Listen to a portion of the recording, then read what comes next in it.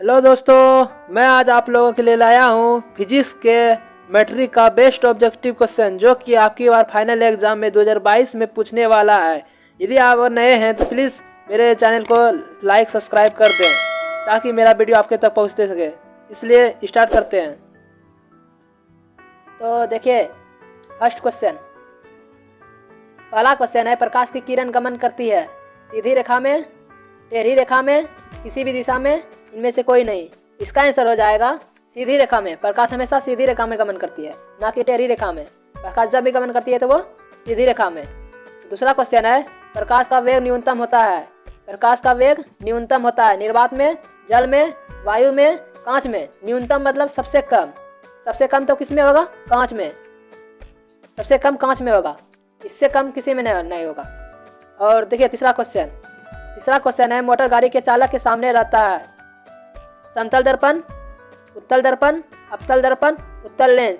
इसका आंसर हो जाएगा उत्तल दर्पण। कौन? उत्तल दर्पण। मोटर गाड़ी के चालक के सामने हमेशा उत्तल दर्पण लगल रहता है।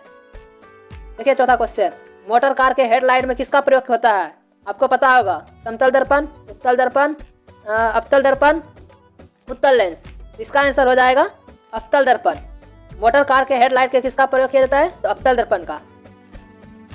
पांचवा है, समतल दर्पण द्वारा बना प्रतिबिंब होता है वास्तविक, काल्पनिक, दोनों, इनमें से कोई नहीं।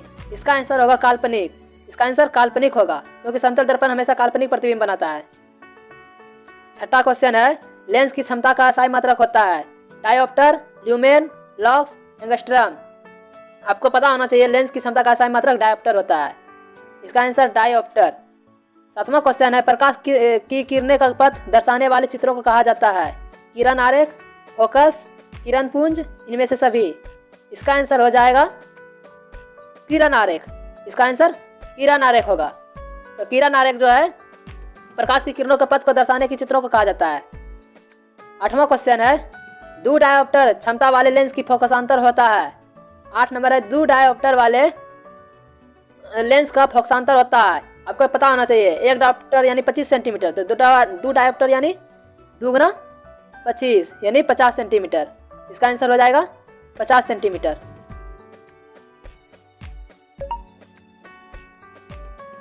नामा क्वेश्चन है, किसी उत्तल लेंस का फोकसांतर 50 सेंटीमीटर है तो उसकी क्षमता होगी। किसी उत्तल लेंस का फोकसांतर 50 सेंटीमीटर हो तो उसकी क्षमता होगी। इसकी क्षमता कितनी होगी? +5 डायोप्टर, -5 डायोप्टर, -2 डायोप्टर, +2 डायोप्टर। तो इसका आंसर हो जाएगा +2 डायोप्टर। अभी तुरंत बताएं, +2 डायोप्टर यानी 50 भागा 25 तो हो जाएगा 2। इसका आंसर हो जाएगा +2 डायोप्टर क्योंकि यह उत्तल लेंस है। 10वां क्वेश्चन है, प्रकाश की किरणों के समूह को कहते हैं। प्रकाश के किरणों के समूह को कहते हैं, क्या कहते हैं? प्रकाश स्रोत, किरण पुंज, प्रदीप, प्रकीर्णन। इसका आंसर क्या होगा? सही जवाब किरण पुंज। इसको किरण पुंज कहते हैं। 11वां क्वेश्चन है, उत्तल लेंस की क्षमता होती है ऋणात्मक, धनात्मक, AB, दोनों, इनमें से कोई नहीं। अभी तुरंत आपको बताए हैं, उत्तल लेंस बोल रहा है यानी प्लस। अभी जो निकाले थे क्वेश्चन +2 निकाले थे ना, प्लस यानी धनात्मक। ये आंसर धनात्मक होगा। 12वां क्वेश्चन है, अवतल लेंस की क्षमता होती है, तो जब आपको पता होना चाहिए, जब उत्तल लेंस की क्षमता धनात्मक होगी तो अवतल लेंस की क्षमता ऋणात्मक होगी। इसका आंसर ऋणात्मक। उत्तल लेंस को कहते हैं अभिसारी लेंस, द्वि उत्तल लेंस, अपसारी लेंस, इनमें से कोई नहीं। इसको कौन से कहते हैं? उत्तल लेंस को अभिसारी। उत्तल लेंस को अभिसारी लेंस कहते हैं। अभिसारी यानी उत्तल लेंस, ये उत्तल हो गया। उत्तल लेंस जब भी आएगा तो अभिसारी यानी ये अभिसारित कर देगा, ये उत्तल लेंस। अवतल लेंस को कहते हैं, उत्तल लेंस को अभिसारी तो अवतल लेंस को अपसारी। इसको अपसारी कहेंगे। देखिए 15वां क्वेश्चन, निम्न में से कौन सा पदार्थ लेंस बनाने के लिए प्रयुक्त नहीं किया जा सकता है? निम्न में से कौन सा पदार्थ लेंस बनाने के लिए प्रयुक्त नहीं किया जा सकता है? जल, कांच, प्लास्टिक, मिट्टी। तो इसका आंसर हो जाएगा मिट्टी। इसका आंसर मिट्टी होगा क्योंकि मिट्टी का प्रयोग थोड़ी ना होता है। किस दर्पण से हमेशा वस्तु से छोटा प्रतिबिंब प्राप्त होता है? समतल, उत्तल, अवतल, कोई नहीं। इसका आंसर हो जाएगा उत्तल। उत्तल से हमेशा छोटा प्रतिबिंब होता है। कैसे? उत्तल जो होता है इसका बाहरी सिरा इस तरह रहता है रुद्रा, इसमें कोई बाहर से प्रतिबिंब आएगा तो वो छोटा प्रतिबिंब बनेगा। इसका आंसर हो जाएगा उत्तल। 17वां क्वेश्चन है, किस दर्पण से वस्तु का बड़ा प्रतिबिंब बनता है? किस दर्पण से वस्तु का बड़ा प्रतिबिंब बनता है? समतल, अवतल, उत्तल, कोई नहीं। इसका आंसर तब हो जाएगा अवतल। अवतल से हमेशा बड़ा प्रतिबिंब बनता है।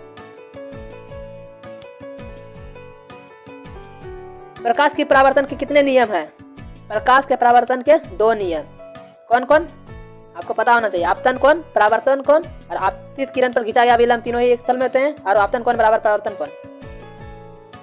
जब प्रकाश की किरणें हवा में से कांच में प्रवेश करती है तो मुड़ जाती है इसके तरफ।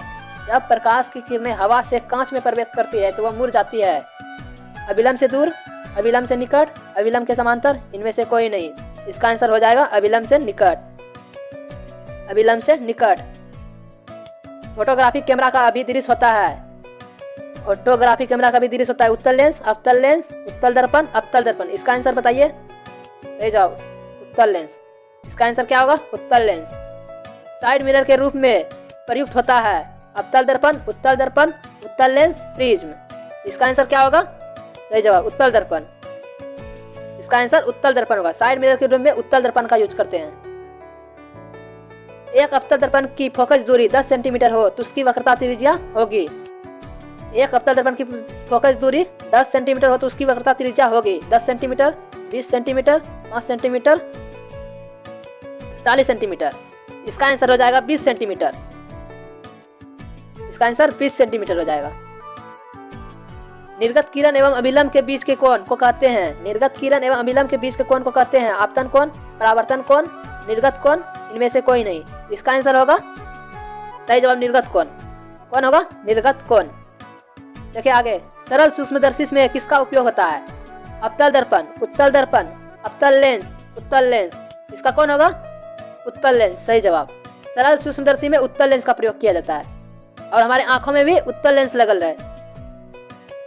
किस लेंस के द्वारा सिर्फ काल्पनिक प्रतिबिंब बनता है? किस लेंस के द्वारा से केवल काल्पनिक प्रतिबिंब बनता है? इसका आंसर हो जाएगा उत्तल, अवतल, बाइफोकल, इनमें से कोई नहीं। तो आंसर होगा इसका अवतल।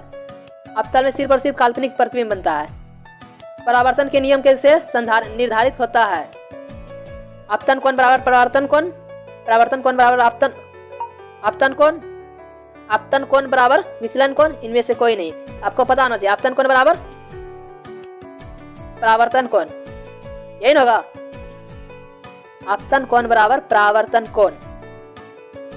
काल्पनिक प्रतिबिंब होता है सीधा, उल्टा, दोनों, कोई नहीं। इसका आंसर होगा सीधा। काल्पनिक हमेशा सीधा प्रतिबिंब बनता है। लेंस में मुख्य फोकस की संख्या कितनी होती है? 2, 1, 3, कोई नहीं। इसका आंसर हो जाएगा 2। कितना होगा? 2 हमेशा बनती है। सर्च लाइट का परावर्तक सतह होता है उत्तल, अवतल, समतल, कोई नहीं। इसका आंसर होगा अवतल। सर्च लाइट का परावर्तक सतह अवतल रहता है। 30 नंबर, दाढ़ी बनाने में कौन सा दर्पण प्रयुक्त होता है? समतल, उत्तल, अवतल, कोई नहीं। कौन होगा इसमें? जल्दी बताइए। सही जवाब उत्तल। इसका आंसर उत्तल होगा। एक लेंस, उत्तल लेंस की क्षमता 1 डायोप्टर हो तो उस लेंस की फोकस दूरी है। एक लेंस की क्षमता 1 डायोप्टर हो तो उस लेंस की फोकस दूरी है +10 सेंटीमीटर, -10 सेंटीमीटर, +100 सेंटीमीटर, -100 सेंटीमीटर। इसका आंसर कितना होगा? सही जवाब +100 सेंटीमीटर, क्योंकि उत्तल लेंस पूछ रहा है। उत्तल लेंस हमेशा प्लस होता है। 32 नंबर, चलिए देखिए, किसी गोलीय दर्पण तथा किसी पतले गोलीय लेंस दोनों की फोकस दूरियां -15 सेंटीमीटर है। दर्पण तथा लेंस संभवतः है दोनों अवतल, दोनों उत्तल, दर्पण अवतल तथा लेंस उत्तल, दर्पण उत्तल तथा लेंस अवतल। इसका आंसर हो जाएगा दोनों अवतल। इसका आंसर दोनों अवतल होगा। 33 नंबर क्वेश्चन, प्रकाश के अपवर्तन के कितने नियम है? प्रकाश के अपवर्तन के कितने नियम है? 1, 2, 3, 4। कितना है? 2। इसका 2 नियम है। किसी माध्यम के अपवर्तनांक का मान होता है sin i बटे sin r, sin i r बटे sin i, sin x बटे sin r, sin i plus sin r। इसका आंसर क्या होगा? sin i बटे sin r। इसका आंसर sin i बटे sin r। इसका यही आंसर होगा। एक उत्तल लेंस होता है, उत्तल लेंस होता है सभी जगह समान मोटाई का, बीच की अपेक्षा किनारों पर मोटा, किनारों की अपेक्षा बीच में मोटा, इनमें से कोई नहीं। एक उत्तल लेंस आपको पता होना चाहिए किस तरह होता है। सी नंबर, किनारों की अपेक्षा बीच में मोटा, आप देखेंगे उत्तल लेंस इस तरह होता है, किनारे पतला बीच मोटा होता है। अवतल लेंस का आवर्धन बराबर होता है u by v, u v, u plus v, v by u। इसका क्या आंसर होगा? ये तो आंसर जल्दी बताइए। सही जवाब v बाई u। अवतल लेंस की आवर्धन बराबर होता है v बाई u, वस्तु की ऊंचाई बटे प्रतिबिंब की ऊंचाई। इसकी आंसर होता है वस्तु की ऊंचाई बटे प्रतिबिंब की ऊंचाई। गोलीय दर्पण में फोकसांतर एवं वक्रता त्रिज्या में बीच संबंध है।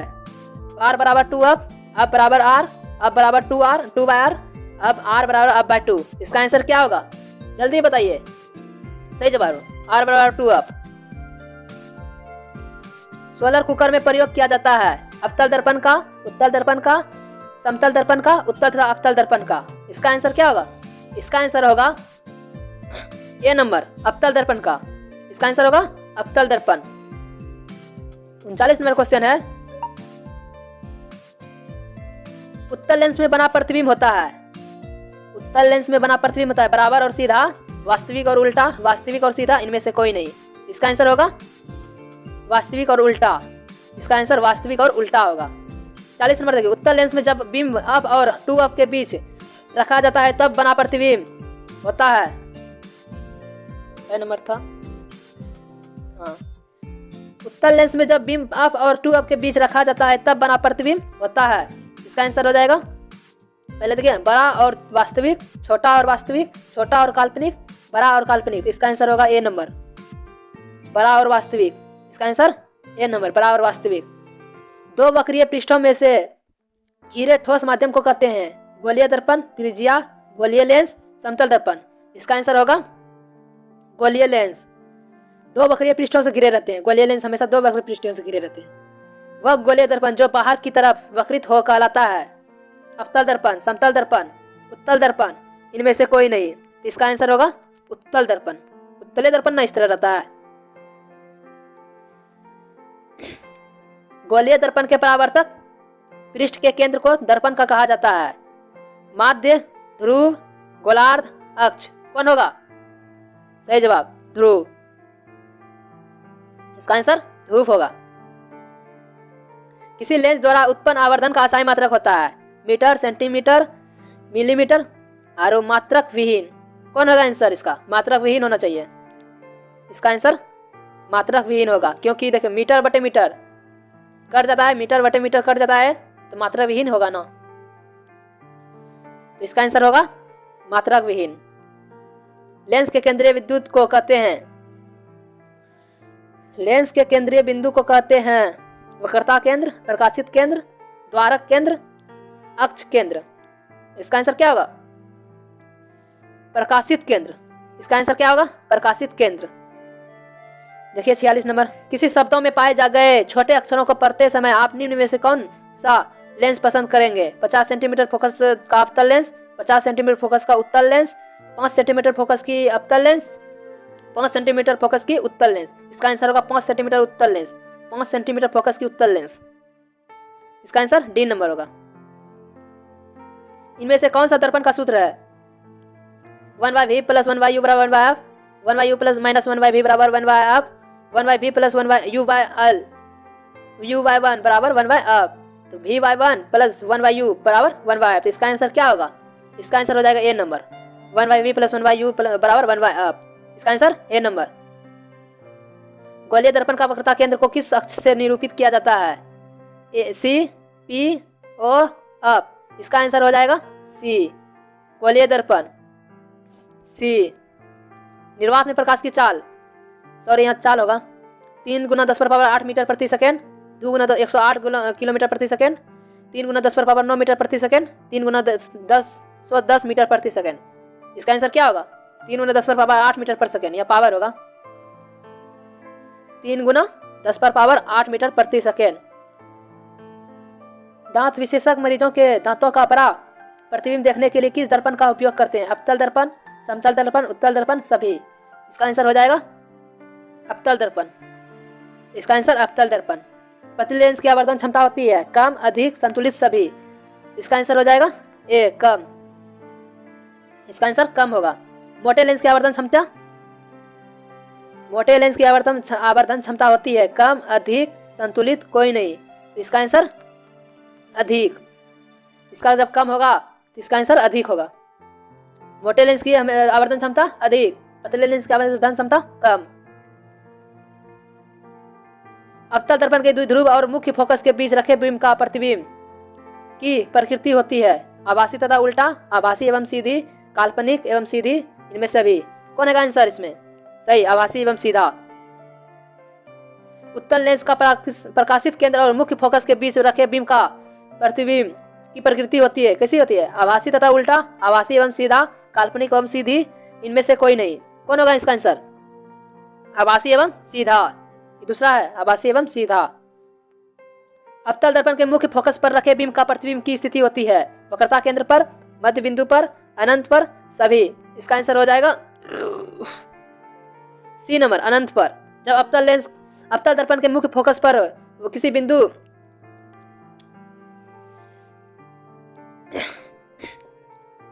इसका आंसर हो जाएगा सभी, अनंत। उत्तल लेंस के मुख्य फोकस पर रखे प्रतिबिंब की स्थिति होती है वक्रता केंद्र पर, फोकस एवं वक्रता केंद्र के बीच, अनंत पर, ध्रुव एवं वक्रता केंद्र के बीच। इसका आंसर हो जाएगा सी नंबर, अनंत पर। इसका भी आंसर अनंत होगा। अवतल लेंस के मुख्य फोकस पर रखे बिंब की प्रतिबिंब की स्थिति होती है फोकस एवं वक्रता केंद्र के बीच, प्रकाशित केंद्र के और फोकस के बीच, ध्रुव एवं वक्रता के केंद्र के बीच, इनमें से सभी, इनमें से कोई नहीं। इसका आंसर हो जाएगा बी नंबर, प्रकाशित केंद्र और फोकस के बीच। इसका बी नंबर आंसर होगा। अवतल लेंस के सामने अनंत पर रखे बिंब का प्रतिबिंब की स्थिति होती है वक्रता केंद्र पर, फोकस पर, अनंत पर, ध्रुव पर। तो इसका आंसर कौन होगा? फोकस पर। इसका आंसर बी नंबर होगा। अवतल दर्पण के सामने अनंत पर रखे बिंब के प्रतिबिंब की स्थिति होती है वक्रता केंद्र पर, अनंत पर, ध्रुव पर, फोकस पर। इसका आंसर हो जाएगा फोकस पर, डी नंबर। देखिए लास्ट क्वेश्चन। लेंस के प्रकाशित केंद्र से गुजरने वाली प्रकाश किरणें अपवर्तन के पश्चात कहाँ रहती है? विचलन साथ निर्गत होती है, 7 रंगों में विभक्त होती है, बिना विचलित किए निर्गत होती है, इनमें से कोई नहीं। इसका आंसर हो जाएगा बी नंबर, 7 रंगों में विभक्त होती है। लेंस के प्रकाशित केंद्र से गुजरने वाली प्रकाश की किरणें अपवर्तन के पश्चात 7 रंगों में यह विभक्त हो जाता है, बी नंबर आंसर। मुख्य फोकस से गुजरने वाली प्रकाश किरणें उत्तल लेंस से अपवर्तन के पश्चात मुख्य अक्ष के विपरीत जाती है, निर्गत किरण मुख्य अक्ष के समांतर जाती है, मुख्य अक्ष से दूर और उसी पथ के अनुदिश वापस परावर्तित होता है। इसका आंसर हो जाएगा बी नंबर, निर्गत किरण मुख्य अक्ष के समांतर जाती है, निर्गत किरण मुख्य अक्ष के समांतर जाती है, बी नंबर इसका आंसर होगा। लास्ट क्वेश्चन है 62 नंबर। मुख्य अक्ष के समांतर आने वाली प्रकाश की किरणें अवतल लेंस से अपवर्तन के पश्चात मुख्य अक्ष के विपरीत जाती है, उसी पथ के अनुदिश वापस परावर्तित होती है, निर्गत किरण मुख्य अक्ष के समांतर जाती है, निर्गत किरण मुख्य अक्ष के दूर जाती है। इसका आंसर हो जाएगा डी नंबर, निर्गत किरण मुख्य अक्ष से दूर जाती है। तो आप लोग समझ गए होंगे। तो प्लीज वीडियो अच्छा लगा हो तो लाइक सब्सक्राइब जरूर करें। थैंक यू, धन्यवाद।